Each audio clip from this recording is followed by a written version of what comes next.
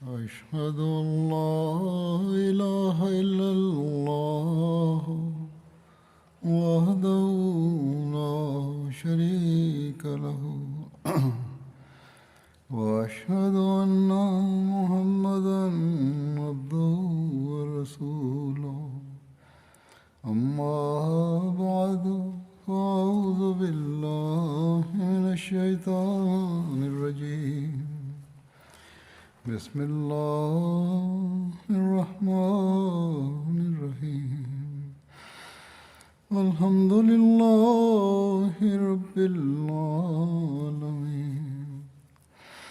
الرحمن الرحيم مالك يوم الدين إياك نعبد وإياك نستعين اهدنا الصراط المستقيم صراط الذين أنعمت عليهم غير المغضوب عليهم ولا الضالين.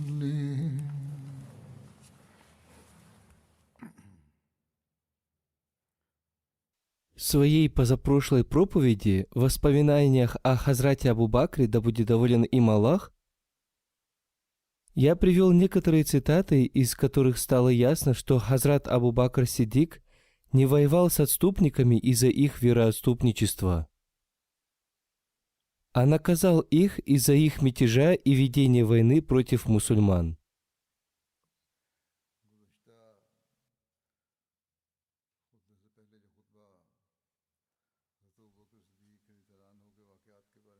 В связи с этим справедливый судья этой эпохи, Хазрат обетованный Мессия мир ему, также написал, что в период халифата Хазрата Абу Бакра Сиддика, да будет доволен им Аллах, их вероотступничество было мятежом и бунтом. Вспоминая об этом и о храбрости и мужестве Хазрата Абу Бакра, да будет доволен им Аллах, он написал: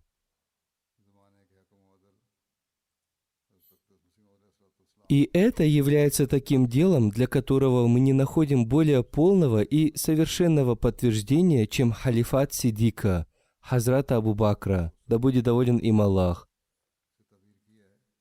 поскольку это не скрыто от исследователей, что время его халифата было временем страха и бед.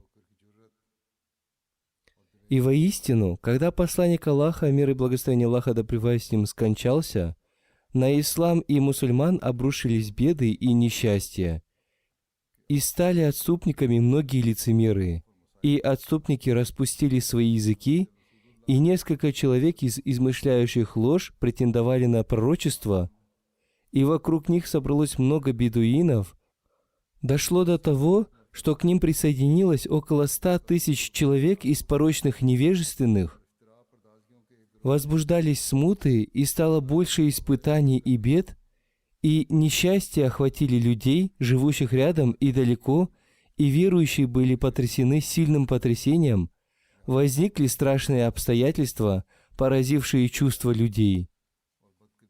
И верующие были беспомощными, и их сердца были подобны горящим углям, и они ощущали себя словно заколотыми ножами.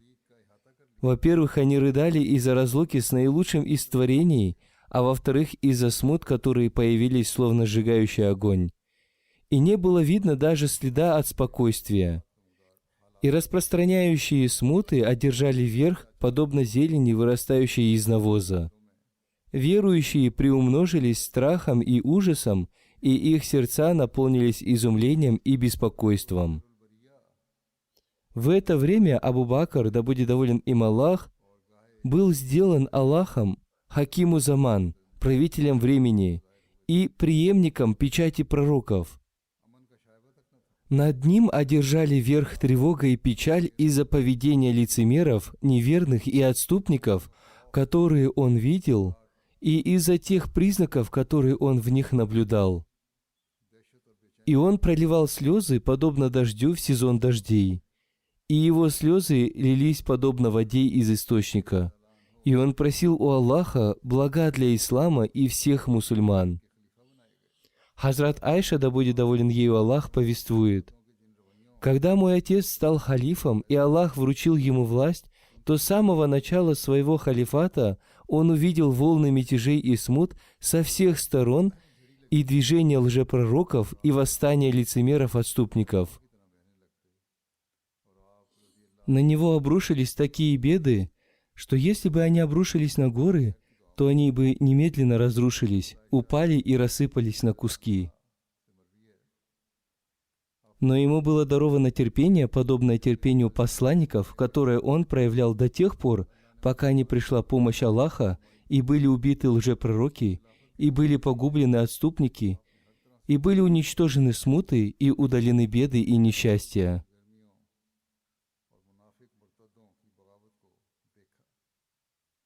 Дело было решено, и дело установления халифата свершилось. И Аллах спас верующих от беды, и Он заменил их состояние страха спокойствием, и Он укрепил для них веру их. И Он установил всех людей того времени на истине, и Он сделал черными лица сеющих раздоры. И он выполнил свое обещание и помог своему слуге Сиддику Абу Бакру, да будет доволен им Аллах, и он уничтожил тагутов, идолов и высокомерных вождей. И он внушил страх в сердца неверующих, и они потерпели поражение, вернулись и покаялись, и это и было исполнением обещания Аллаха Могущественного, и Он правдивейший из правдивых. Посмотрите, как он выполнил обещание об установлении халифата вместе со своими обязательствами и признаками в отношении Сиддика Абу Бакра. «Взывай с мольбой к Аллаху, чтобы Он раскрыл твое сердце для выяснения истины. И размышляй над тем, каково было положение мусульман во время назначения халифа, в то время, когда ислам из-за обрушившихся на него бед был подобен сгорающему в огне. Затем Аллах вернул исламу силу, и Он вывел его из глубокого колодца, и лжепророки были убиты, испытав суровые мучения, и отступники были погублены, подобно скоту. И Аллах даровал верующим спокойствие от страха, из-за которого они были подобны мертвым. И после устранения этих страданий и мук они поздравляли Сиддика и радостно приветствовали его, и они восхваляли его и молились за него, сущности владыки всех владык.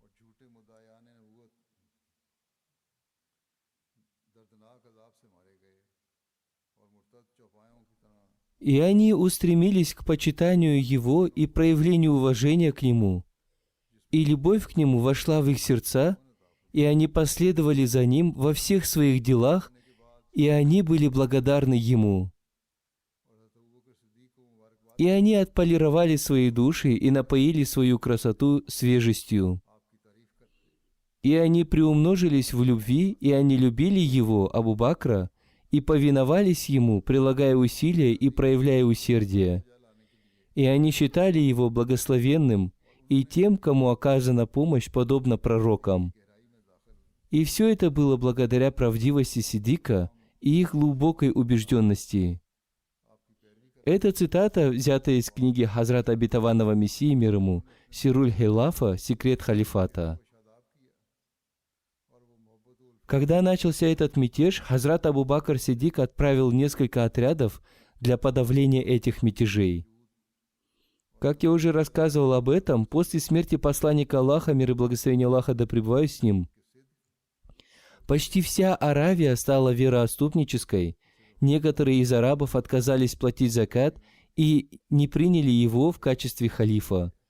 И Хазрат Абу Бакр Сиддик направил против них отряды, и об этом я уже рассказывал. А другие полностью отреклись от ислама и выступили против мусульман и стали убивать мусульман. И Хазрат Абу Бакр решил воевать против них. В связи с этим в книге Аль-Бидаят ва Ан-Нихаят написано, что после того, как войско Хазрата Усамы после возвращения отдохнуло, Хазрат Абу Бакр вместе с мусульманской армией отправились из Медины в Зулькиса с обнаженными мечами. Зулькиса находится на расстоянии 1 дня пути от Медины.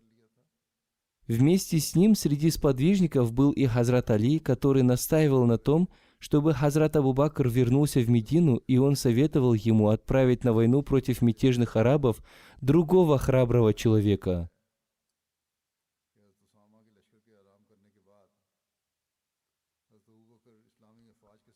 Хазрат Айша, да будет доволен ею Аллах, повествует: «Когда мой отец сидел верхом на верблюдице с обнаженным мечом, к нему подошел Хазрат Али, и, взяв за поводья его верблюдицу, он сказал: «О халиф посланника Аллаха, я скажу вам те же слова, которые я сказал посланнику Аллаха, мир и благословение Аллаха да пребывает с ним, в день битвы при Ухуде. Почему вы взяли в руки меч? Подвергая опасности свою жизнь, не приведите нас к беде. Клянусь Аллахом, если вы погибнете, то после вас ислам утратит единство». И после этого Хазрат Абу Бакр вернулся и отправил войска против мятежников. Когда войско Хазрата Усамы отдохнуло и было готово к новым сражениям, и была собрана большая сумма заката, и мусульманская казна наполнилась, Хазрат Абу Бакр, да будет доволен им Аллах, разделил войско на 11 отрядов и сделал для них 11 знамен. Первое знамя он вручил Хазрату Халиду бин Валиду и приказал ему выступить против Тулейхи ибн Хувайлида, и после выполнения этой задачи он должен пойти против Малика ибн Нусайра в местности Батаха. Все они были отступниками и были готовы воевать против мусульман.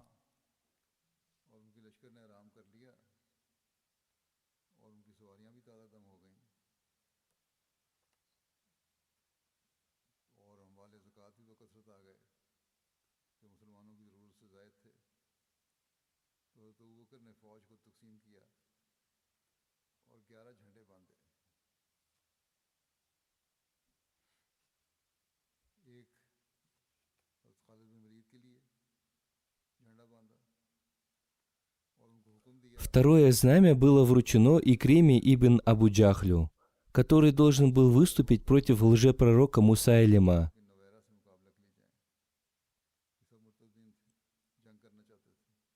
Третье знамя было вручено Хазрату Мухаджиру ибн Абу Умайи, который был отправлен против лжепророка Асвада Анси. Затем он должен был отправиться против Кейса ибн Макшуха на помощь племени Абна. Абна – это потомки одного персидского племени, переселившегося в Йемен.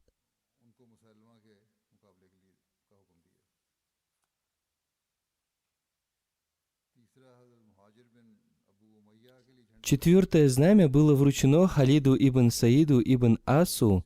Он был отправлен на границу Сирии в местность Хамкатин. Пятое знамя было вручено Амру бин Аасу, и ему было приказано отправиться против племени Хуза, Вадиа и Харис.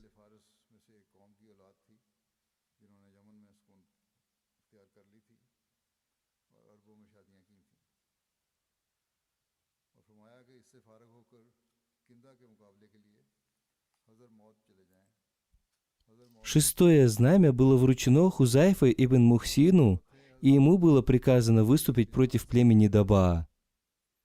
Дабаа – это название одного из базаров в древнем и известном городе Уман.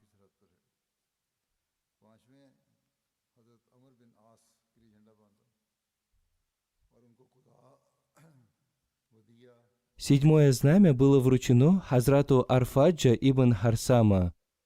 Он был послан в Махру, а затем он должен был соединиться с силами Хузайфы. И они оба должны будут оставаться амирами тех мест, куда они были отправлены.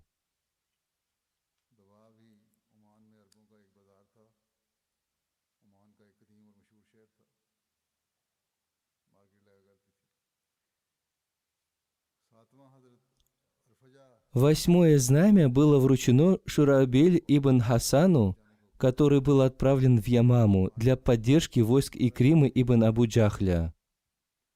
И также ему было приказано после выполнения своей задачи отправиться против племени Кудаа. И во время войны против отступников он останется амиром своего войска. 9-е знамя было вручено Тарифу ибн Харджис, который был отправлен против племени Бану Сулайм и союзного с ними племени Хавазин.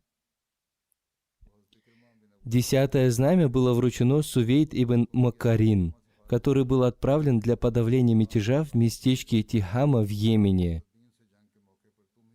11-е знамя было вручено Алла ибн Аль-Хадрами, который выступил в поход в направлении Бахрейна.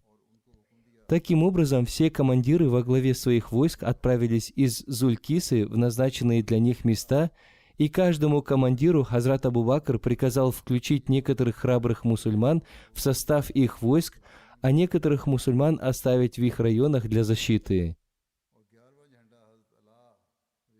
Один писатель об этом распоряжении Хазрата Абу Бакра написал: Зулькиса стала центром мусульманских войск, и оттуда все мусульманские войска были отправлены в разные направления для подавления мятежей отступников. Из этого распоряжения Хазрата Абу Бакра мы узнаем о бесподобной храбрости Хазрата Абу Бакра и его глубоком знании географии. И он хорошо знал все племена и все дороги арабского мира. Словно вся Аравия была перед его глазами, подобно тому, как в настоящую эпоху это происходит благодаря современным технологиям. И каждый, кто отправляет свои войска в разные направления и размышляет над их распределением и соединением, узнает, что это распоряжение Хазрата Абу Бакра в то время имело бесподобный и абсолютно правильный характер. И Хазрат Абу Бакр Сиддик поддерживал постоянную и прочную связь со своими войсками и знал, где они находятся, и знал обо всех их передвижениях и успехах, и об их последующих планах. В те времена передача сообщений происходила очень быстро, и с поля боя в Медину новости приходили регулярно. И таким образом войска были связаны с центром халифата.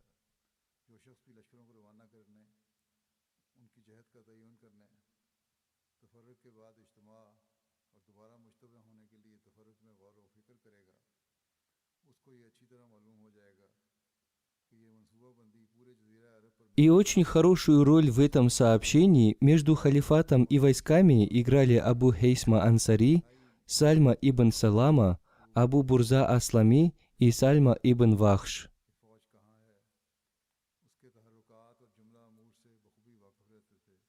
И войска, которые были отправлены Хазратом Абу Бакром, также имели между собой хорошие связи, и это тоже было одним из успехов халифата, что Хазрат Абу Бакр Сиддик, да будет доволен им Аллах, организовал эти войска как настоящий лидер нации. В дополнение к этому, все они имели опыт участия в войнах, потому что во время посланника Аллаха, мир и благословение Аллаха да пребывает с ним, они обрели опыт в этом деле. Система организации войск Хазрата Абу Бакра превосходила организацию других войск. И командующим всех этих войск был назначен обнаженный меч Аллаха Халид бин Валид, который отличился беспримерной храбростью в победах ислама, и это распределение исламских войск происходило в соответствии с военной стратегией, потому что все отступники еще не объединились в своих районах. Они не могли объединиться, потому что, во-первых, прошло всего только 3 месяца с начала их отступничества, во-вторых, они не могли осознать опасность, которую представляли для них мусульмане. Они думали, что в течение нескольких месяцев мусульмане полностью исчезнут с лица земли. И поэтому Хазрат Абу Бакр решил сразу же уничтожить силы отступников до того, как они объединятся. И поэтому Хазрат Абу Бакр еще до того, как этот мятеж получил развитие, подавил его, и он не дал им возможности поднять голову и нанести ущерб мусульманам.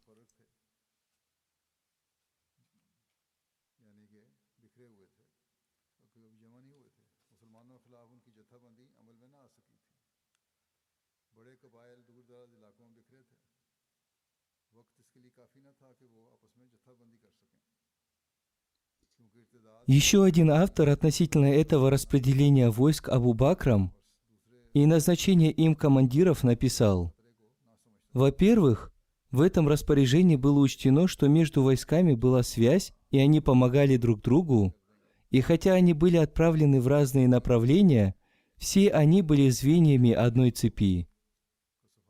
И они встречались и прощались только ради одной цели, и контроль над всеми войсками был в руках только халифа времени в Медине.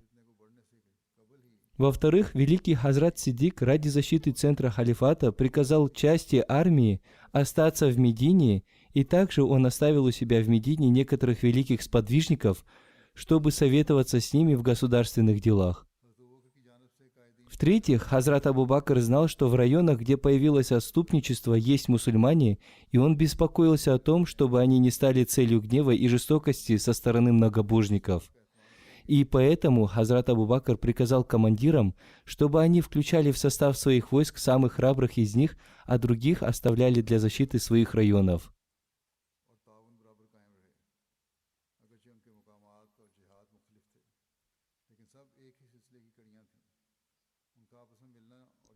В-четвертых, во время войны против отступников Хазрат Абу Бакр принял принцип войны, который звучит как «Аль-Харбу Худатун» – «Война – это обман или хитрость». Поэтому войска, проявляя военную хитрость, показывая, что они стремятся к одной цели, достигали другую цель. И они проявляли большую осторожность, чтобы их планы не были раскрыты.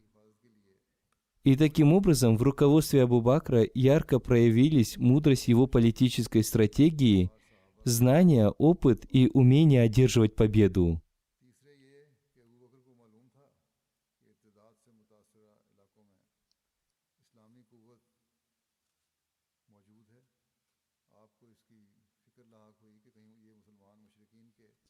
В это время Хазрат Абу Бакр написал 2 письма, одно к арабским племенам, а второе – командирам войск.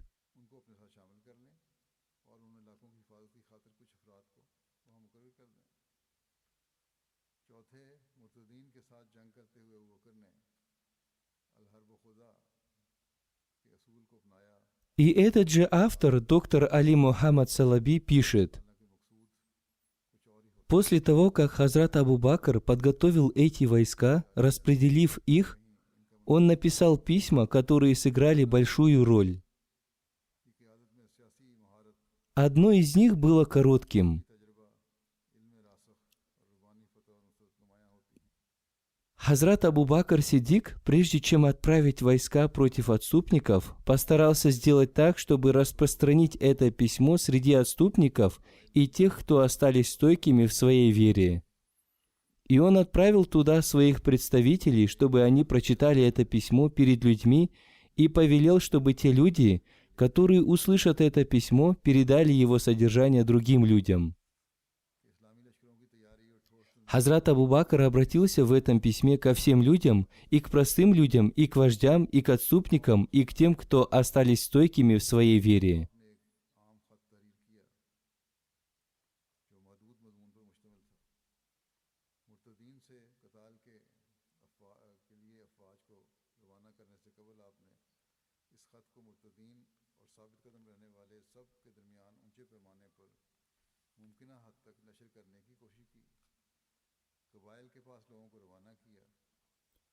О письме, которое написал Хазрат Абу Бакр арабским племенам, подробнее всех написал Ат-Табари, и Хазрат Обетованный Мессия, мир ему, привел текст этого письма в своей книге Сируль Хилафа, написав: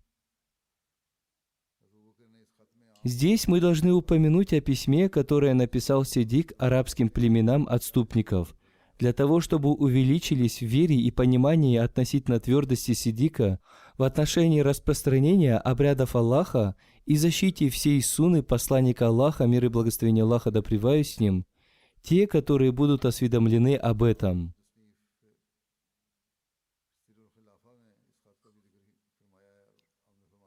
Бисмилляхи рахман рахим. Во имя Аллаха Всемилостивого Милосердного. От Абу Бакра, халифа посланника Аллаха, мир и благословение Аллаха да пребывает с ним, тому, до кого дойдет это мое письмо, из обычных людей и элиты, тому, кто стойко стоял на своем исламе, и тому, кто отвернулся от него. Мир тому, кто следует наставлению и не вернулся после наставления к заблуждению и слепоте. Воистину, обращаюсь к вам, я восхваляю Аллаха, нет Бога, кроме Него.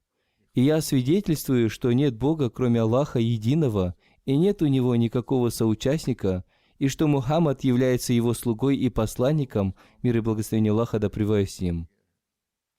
И мы признаем то, с чем Он пришел, и мы объявляем неверующим того, кто отрицает это, и мы будем бороться против него. И далее, воистину, Всевышний Аллах ниспослал к своим созданиям Мухаммада, мир и благословение Аллаха да пребывает с ним, с истиной от себя, благовествующим и предостерегающим и призывающим к Аллаху по соизволению Его и светильником освещающим, для того, чтобы он предостерегал того, кто жив, и чтобы установить истинность Слова Аллаха перед неверующими. И тогда Аллах поистине наставил того, кто ответил Ему. И посланник Аллаха, мир и благословение Аллаха да пребывает с ним, боролся с тем, кто отступил и повернулся спиной, до того, что он вошел в ислам, вольно или невольно. Затем посланник Аллаха, мир и благословение Аллаха да пребывает с ним, упокоился.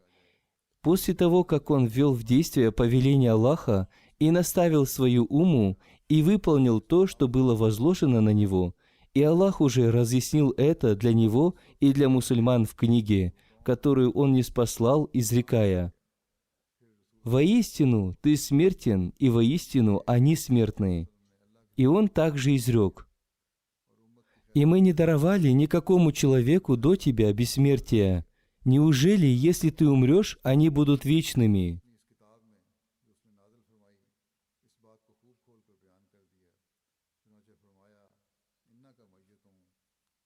И, обращаясь к верующим, он изрек: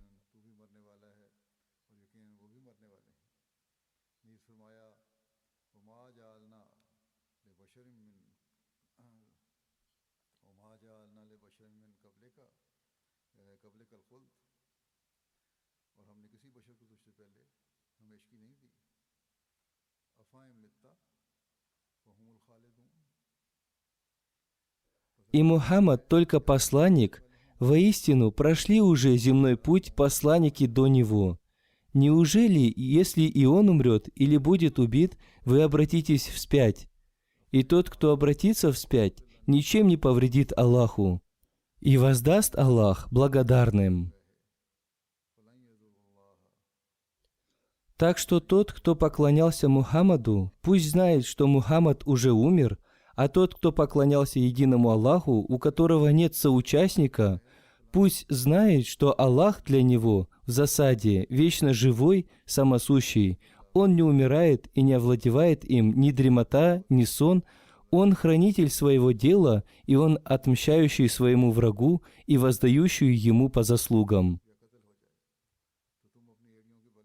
Я увещеваю вас относительно богобоязненности вашей судьбы и вашего удела от Аллаха, и того, с чем пришел ваш пророк, мир и благословение Аллаха да пребывает с ним, чтобы получили вы наставление посредством его наставления, и чтобы вы крепко держались за религию Аллаха, потому что каждый, кого не наставил Аллах, является заблудшим, и каждый, кого не защищает Аллах, находится в испытании, и каждый, кому Он не помогает, является оставшимся без помощи, и тот, кого наставил Аллах, является наставленным, и тот, кого Аллах объявляет заблудшим, является заблудшим.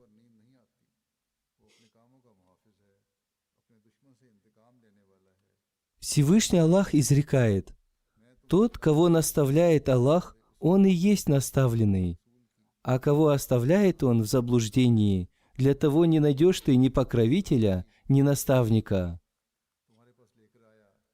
И не будет принято от него какое-либо дело в этом мире до тех пор, пока он не признает это ислам. И в будущей жизни тоже не будет принято от него ничего взамен и никакой платы для защиты от наказания.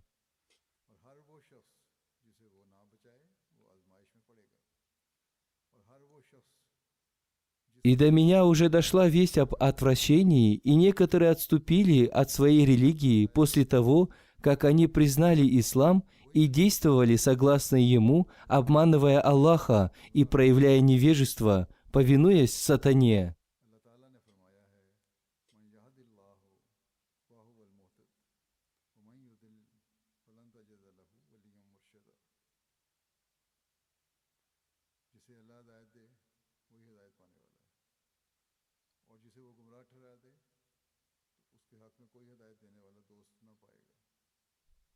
Всевышний Аллах изрек: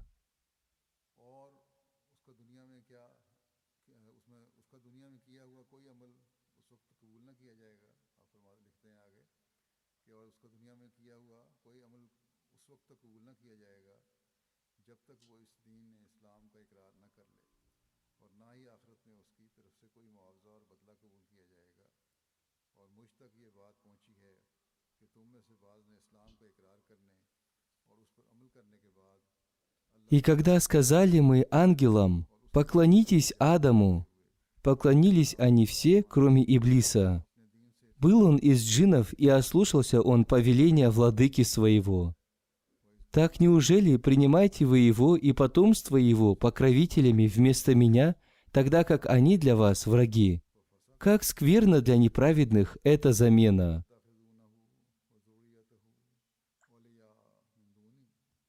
И он изрек: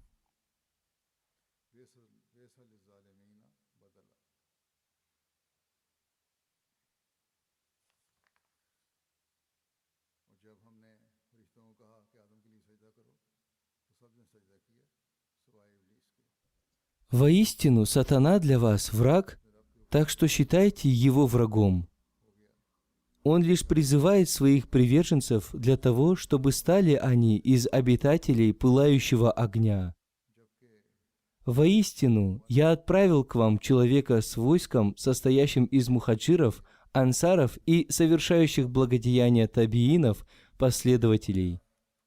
И я приказал ему не сражаться ни с кем и не убивать никого, пока он не призовет его к посланию Аллаха, и затем тот, кто ответит ему и признает это, и воздержится, и совершит благое дело, будет принято от него, и он должен помочь ему в этом.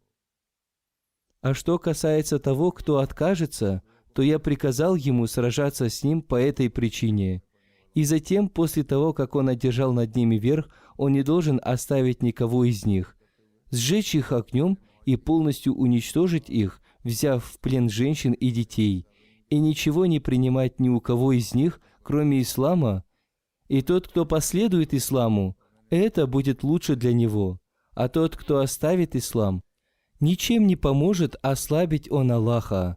И я уже приказал своему посланцу, чтобы он зачитал мое письмо в каждом месте, где собираются ваши люди.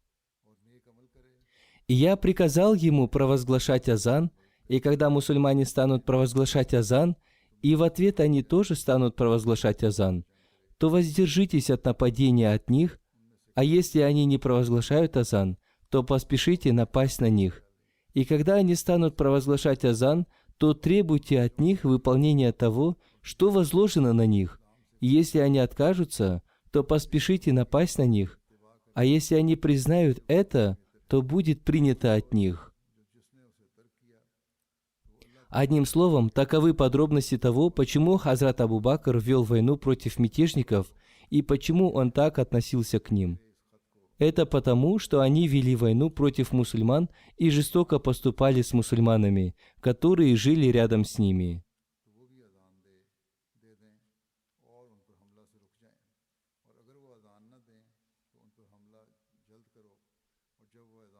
Второе письмо, которое Хазрат Абу Бакр написал 11 командирам, следующее. «С именем Аллаха, милостивого, милосердного. Это завет Абу Бакра, халифа посланника Аллаха, мир ему и благословение Аллаха, такому-то. Хузур уточняет, в письмах было написано имя каждого командира, которого он отправил вместе с войском сражаться с вероотступниками. Я наказываю ему бояться Аллаха, насколько это возможно, во всех делах, тайных и явных, и приказываю ему исполнять повеление Аллаха со всей серьезностью и ответственностью, и сражаться с теми, кто отвернулся от Аллаха и отрекся от ислама, вняв призыву шайтана. Он должен дать им возможность оправдаться и призвать их к исламу. Если они ответят на его призыв, он должен оставить их в покое. Если же они откажутся, он должен сражаться с ними до тех пор, пока они не покорятся. Затем он должен разъяснить им их права и обязанности и немедленно взять у них то, что они обязаны выплатить, и дать им то, на что у них есть право, не давая им отсрочки и не отвлекая мусульман от сражения с их врагом. Хузур сказал, то есть Хазрат Абу Бакр приказал командирам: «Если вы видите, что вероотступники не прекращают воевать, то воюйте против них. Кто исполнит повеление Аллаха и покорится, от того он должен принять его покорность и помочь ему.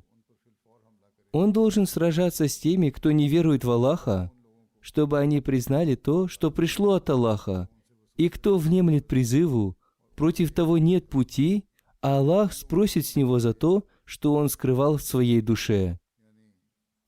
А кто не ответит проповеднику Аллаха, тех следует убивать и сражаться с ними, где бы они ни были. Всевышний Аллах ни от кого не примет ничего, кроме ислама. Кто внял призыву и покорился, от того следует принять, и ему следует помочь». Хузур сказал, то есть того, кто проявил покорность, следует научить исламу, а тому, кто отказался и стал отступником и затем воюет, объясните, что такое ислам и что он поступает против ислама, потому что он, будучи мусульманином, выступает против исламского государства. А с тем, кто полностью отказался от ислама, сражайтесь. Что касается тех, кто станет сражаться с ним, то если Всевышний Аллах предаст их в его руки, пусть убивает их оружием и огнем. Затем он должен разделить трофеи, которые дарует ему Аллах, кроме хумса, который он должен отправить нам. Он должен удерживать своих товарищей от поспешности и нечестия, и он не должен присоединять к войску никого, не узнав о нем все, ибо он может быть разведчиком, и тогда на мусульман могут напасть неожиданно. Он должен беречь мусульман, проявлять сострадание к ним в пути и во время привалов, справляться об их делах и не торопить их. Я наказываю ему хорошо относиться к мусульманам и говорить с ними мягко и с добротой.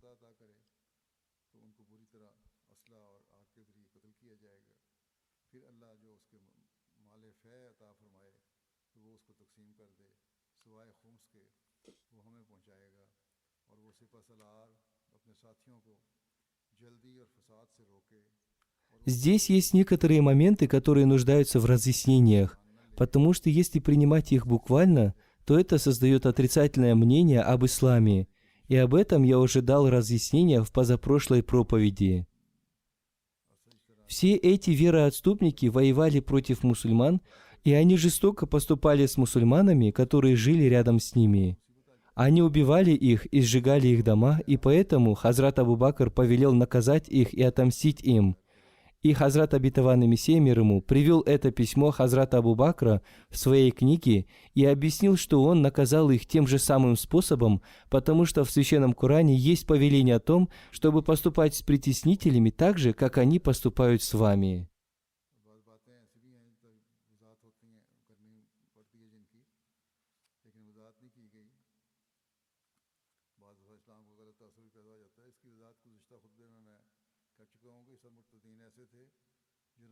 Доктор Али Мухаммад Салаби также написал, что Хазрат Абу Бакр повелел сжигать мятежников-отступников, однако наказание сжиганием запрещено в исламе, потому что есть наставление посланника Аллаха, мир и благословение Аллаха да пребывает с ним, о том, что право на наказание огнем принадлежит только Аллаху.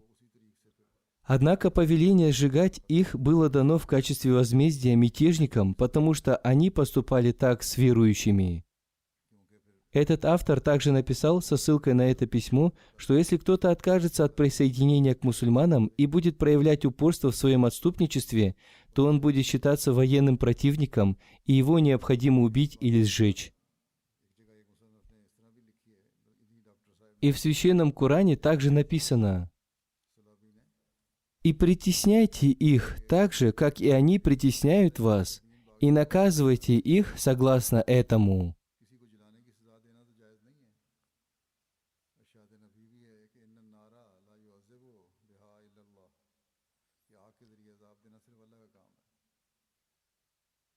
И как я уже рассказал в позапрошлой проповеди, эти мятежники сжигали мусульман и зверски убивали их, сжигая их дома вместе с детьми и женщинами. И они уродовали их лица. И поэтому Хазрат Абу Бакр Сиддик приказывал убивать их таким же образом, как они убивали мусульман. Я продолжу рассказ об этом в следующий раз, иншаллах.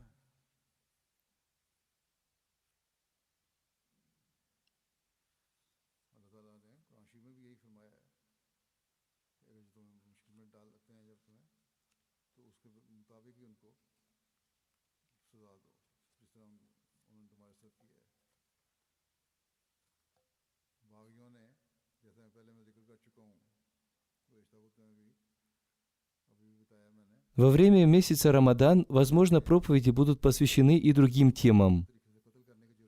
И когда я вернусь к этой теме, я подробно расскажу об этом.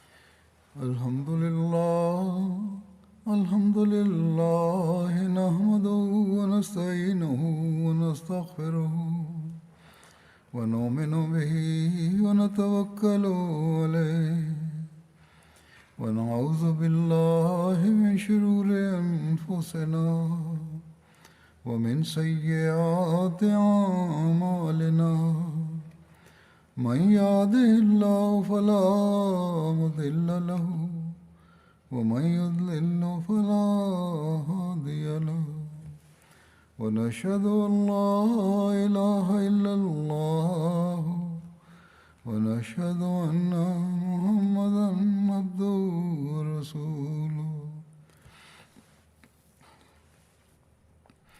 عباد الله رحمكم الله إن الله يأمر بالعدل والإحسان وإيتاء ذي القربى وينهى عن الفحشاء والمنكر والبغي يعظكم لعلكم تذكرون اذكروا الله يذكركم وادعوه يستجب لكم ولذكر الله أكبر